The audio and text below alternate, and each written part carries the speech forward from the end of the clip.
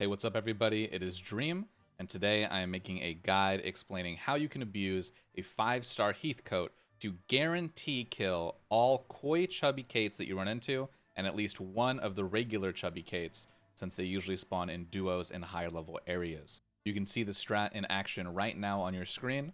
Basically, the idea is during turn 1, you want to do 14 instances of shield damage to the Coy Cait, or 13 if you're hunting a Chubby. Now, once we have completed that on turn 1, at the start of turn 2, we will be using Heathcote's 5-star skill, Swift Jab, to go before the Cait that we are targeting, and therefore making it so they have 0 chance to flee, since turn 2 is the first chance they have the ability to flee.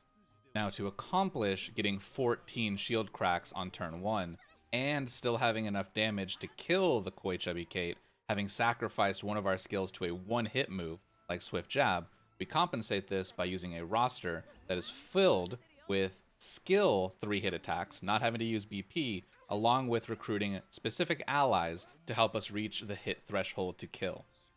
Now that we understand the strat, let's get into team building and which characters on your roster you can use to make a team that can successfully accomplish this strat. So first, let's start by taking a look at the weaknesses, the shield count, and the HP of the Caits that we are hunting. As you can see, Chubby Caits have 14 shields, Coy Chubbies have 15, and they have a difference in HP of about 5, which does end up making a difference. You have to use 1 extra ally use when killing a Coy Chubby Cait than you would need in killing just a Chubby Cait. They do, however, share the exact same weaknesses, which means that we can use the same comp to hunt both of them at the same time. And so I have compiled an image that I'm about to show on screen that shows you all of the characters that you can have and use in this comp to complement your 5-star Heathcote. Now again, to reiterate, you will need a full 5-star Heathcote for this strat to work. Currently, the other priority moves in the game either don't provide shield crack or aren't compatible with our 2 Cait's weaknesses. But if you do have him, there is a wide variety, as you can see, of 3 all the way to 5 stars that you can use to complement him to complete the strat successfully. Almost any combination of any of these 3 units alongside him will accomplish the strat. And the bonus of this is that not all of these need to be fully leveled up the way Heathcote does. So you can see that I denoted little golden auras around the star count on the characters that do require to be fully starred up. So Scarecrow and Corrin need to be all the way 5-star, and Shelby and Lucetta need to be all the way 4-star for them to get access to their 3 to 4 hit moves. Another benefit of this strat is that your backline can basically be any 4 units that you want to level up. So you can use a squad of your front row to power level the rest of your roster 4 at a time, or switching in different frontliners if you have multiple options to cover as you start maxing out each of them. So next, let's talk about the allies that you'll need to bring to accomplish that turn 1 14 damage shield crack, along with being able to successfully do 45 damage to the Coy Chubby Cait.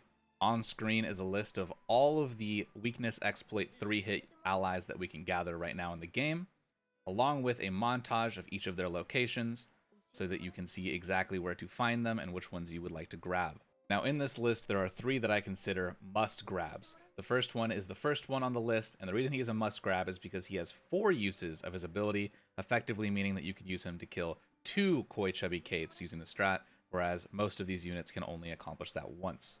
The next 2 must grabs on the list are the 2 that are marked as being able to do damage 3 times to a single enemy, as opposed to the random target of all of the rest of them. The reason why these ones are important is because during the Chubby Cait battles, there are usually 2 of them that spawn, meaning that we want to specifically target one of them with our ally and not have the chance to miss our 13 hit that we need to do on turn 1 to those Caits. Other than those, you can grab the ones that are quickest for you, closest to in spawns, or just if you don't like doing fights, just go for all of the hires and the invites. Makes it really, really simple. Personally, I don't grab all of them every single time I'm refreshing my allies. I grab like 5 of them, but whatever feels most comfortable for you is what you should do.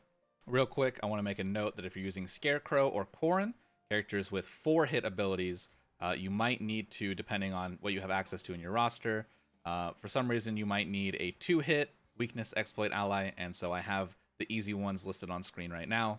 In case you need them, there they are. Alright, so now you know who to bring and which allies to grab. Now let's go back over how you would go through one of these fights with the Chubby Caits, since I already introed the video with how you do it on the Coys.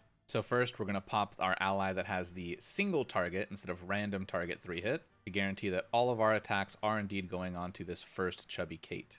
Next, we want to line up our team's skills to do a total of 10 skill damage guaranteed to either the first unit or all units on the field. If done correctly, this should leave the first Cait at 1 shield left and allow us to use our first row's BP for regular attacks on this second turn.